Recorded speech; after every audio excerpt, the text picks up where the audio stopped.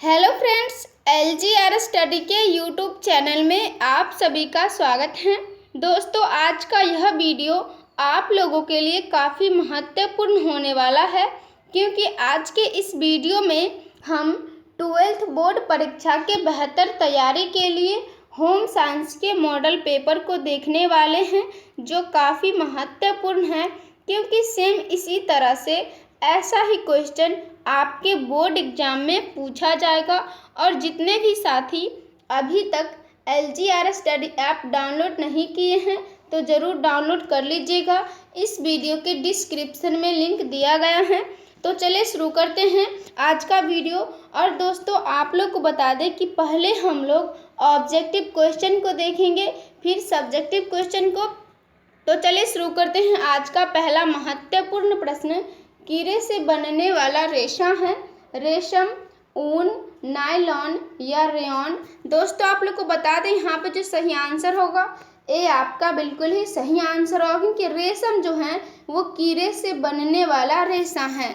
अगले प्रश्न की ओर बढ़ते हैं और अगला 2 नंबर प्रश्न है, वस्त्रों का चयन एवं खरीदारी निम्न में से किस पर निर्भर करता है।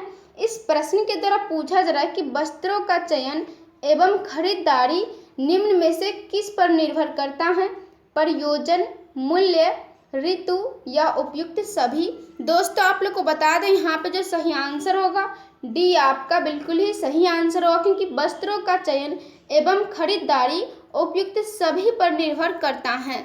अगले प्रश्न की ओर बढ़ते हैं और अगला 3 नंबर प्रश्न है, रेडीमेड परिधान खरीदते समय उसमें क्या बातें देखनी चाहिए। दोस्तों, आप लोग को बता दें यहाँ पे जो सही आंसर होगा डी आपका बिल्कुल ही सही आंसर होगा, क्योंकि रेडीमेड परिधान खरीदते समय इनमें से सभी बातें देखनी चाहिए, जैसे फैशन के अनुकूल, पहनने वाले पर अच्छा लगे, मर्यादा एवं शालीनता पूर्ण होना चाहिए।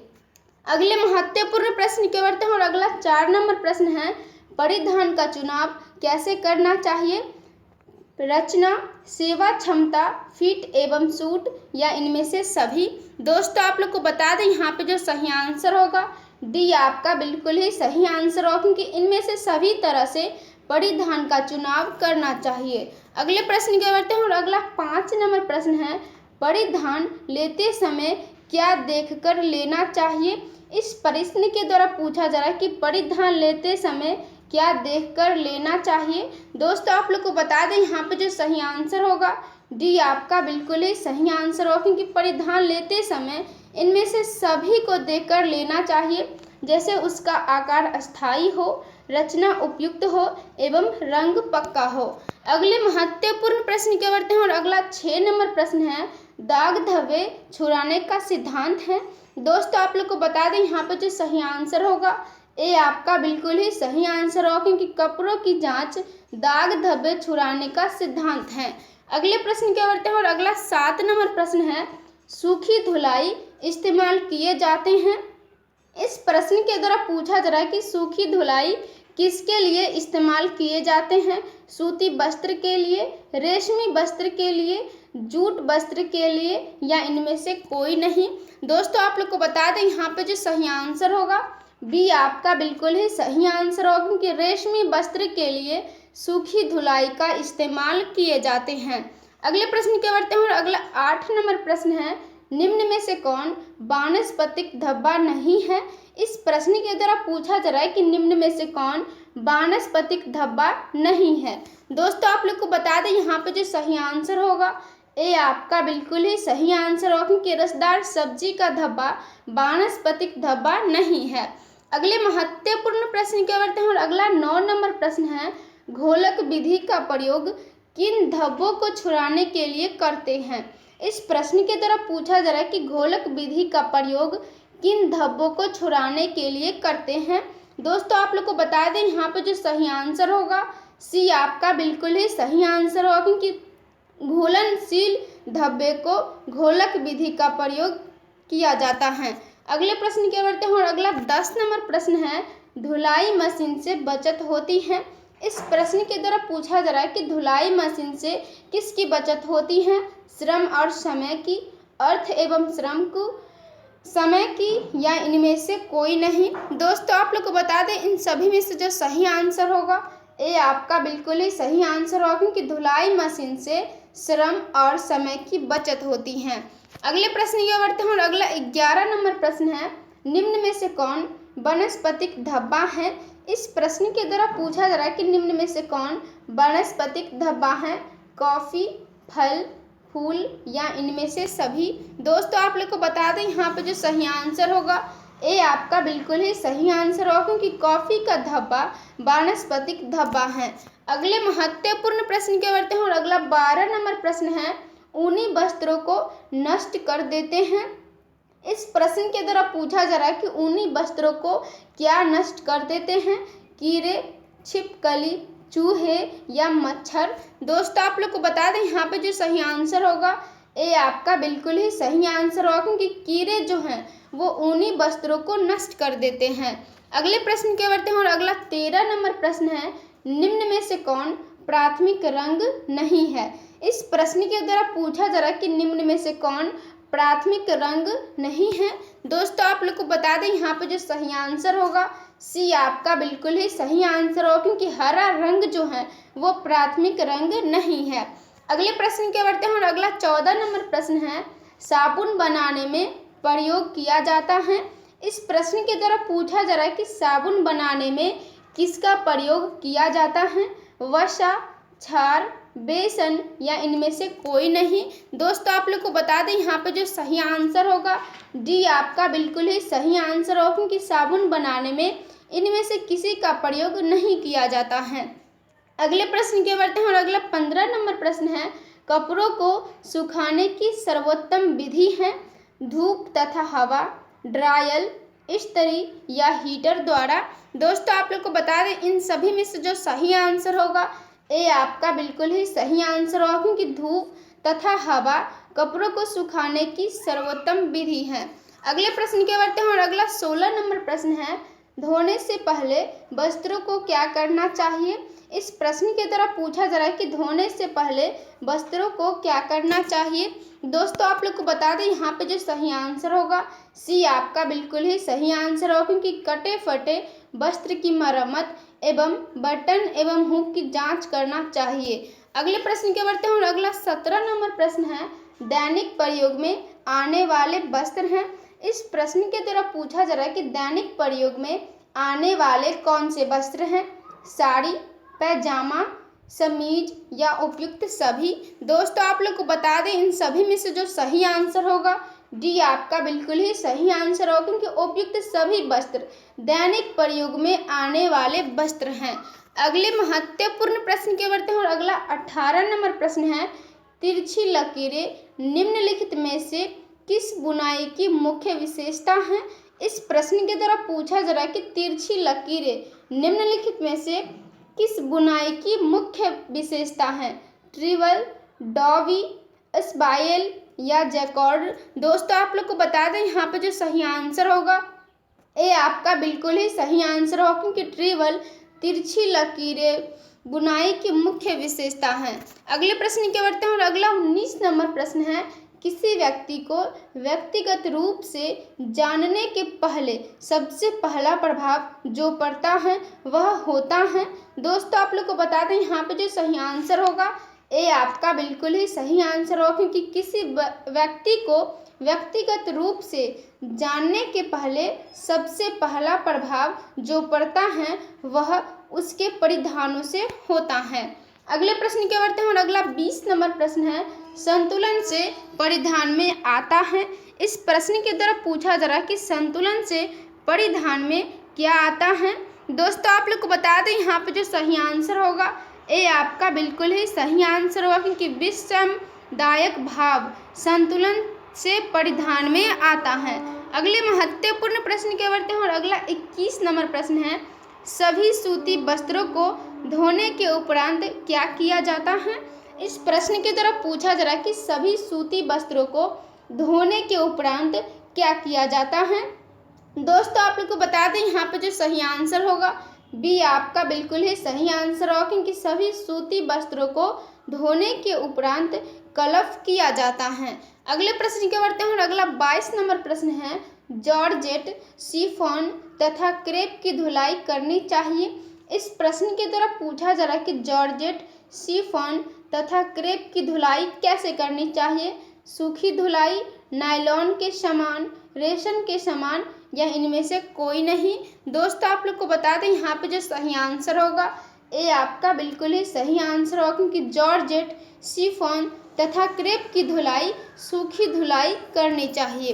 अगले प्रश्न की बढ़ते हैं और अगला 23 नंबर प्रश्न है, रेशम तथा ऊनी वस्त्र के रक्त में धब्बे स्पंज करने से साफ हो जाते हैं? इस प्रश्न के द्वारा पूछा जा रहा है कि रेशम तथा ऊनी वस्त्र पर रक्त के धब्बे स्पंज करने से साफ हो जाते हैं। दोस्तों आप लोग को बता दें यहाँ पे जो सही आंसर होगा बी आपका बिल्कुल ही सही आंसर होगा, क्योंकि सोडियम पर बोरेट तथा हाइड्रोजन पेरोक्साइड के मिश्रण से रेशम तथा ऊनी वस्त्र पर रक्त के धब्बे स्पंज करने से साफ हो जाते हैं।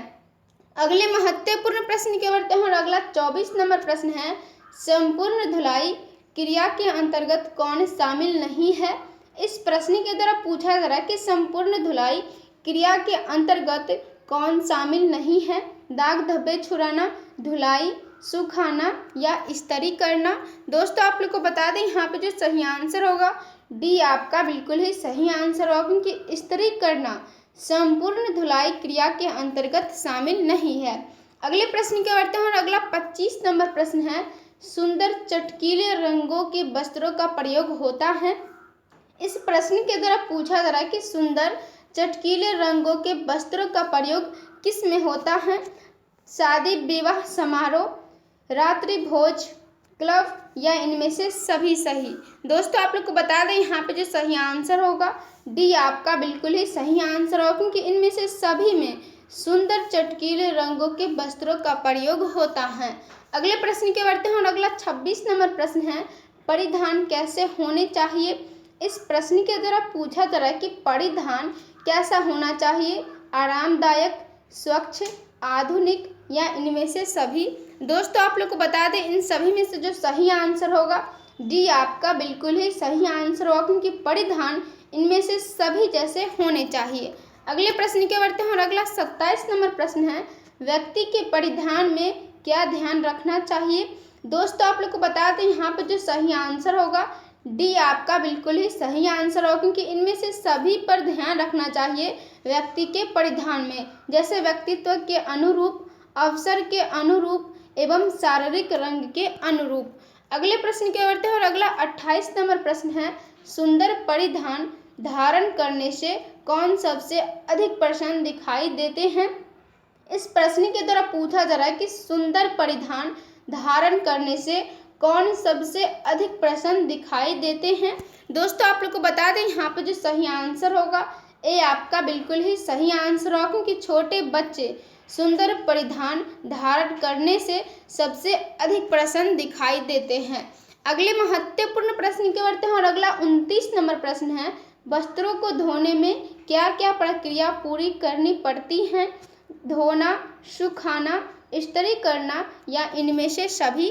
दोस्तों आप लोग को बता दें यहाँ पे जो सही आंसर होगा डी आपका बिल्कुल ही सही आंसर होगा, क्योंकि इनमें से सभी प्रक्रियाएं वस्त्रों को धोने में, जैसे धोना, सुखाना, इस्त्री करना, ये सभी प्रक्रियाएं पूरी करनी पड़ती हैं। अगले प्रश्न की ओर बढ़ते हैं और अगला 30 नंबर प्रश्न है, वस्त्रों की धुलाई करते समय किन बातों को ध्यान में रखना चाहिए?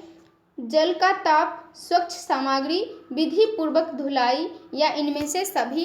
दोस्तों आप लोग को बता दें यहाँ पर जो सही आंसर होगा डी आपका बिल्कुल ही सही आंसर होगा, क्योंकि वस्त्रों की धुलाई करते समय इनमें से सभी बातों को ध्यान में रखना चाहिए। अगले प्रश्न की ओर बढ़ते हैं और अगला 31 नंबर प्रश्न है, साबुन में वसा तथा क्षार पानी के साथ मिलाकर क्या बनते हैं?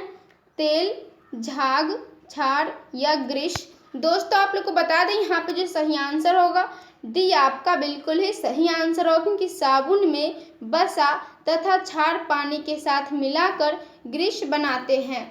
अगले महत्वपूर्ण प्रश्न की ओर बढ़ते हैं और अगला 32 नंबर प्रश्न है, रेशम के वस्त्रों पर किसका फलक लगाया जाता है?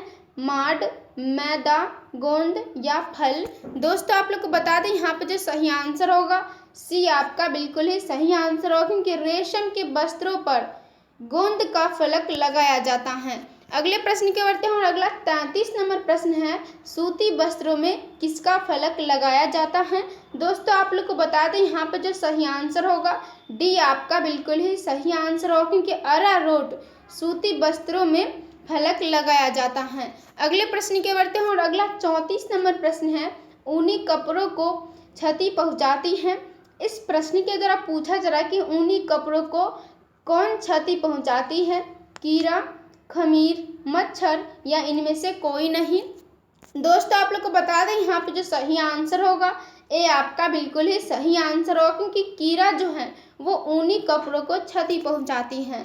अगले महत्वपूर्ण प्रश्न के बढ़ते हैं और अगला 35 नंबर प्रश्न है, वस्त्रों को आकर्षक बनाने के लिए की जाती है धुलाई, रंगाई, परिसज्जा या सुखाना। दोस्तों आप लोग को बता दें इन सभी में से जो सही आंसर होगा सी आपका बिल्कुल ही सही आंसर होगा, क्योंकि वस्त्रों को आकर्षक बनाने के लिए परिसज्जा की जाती है।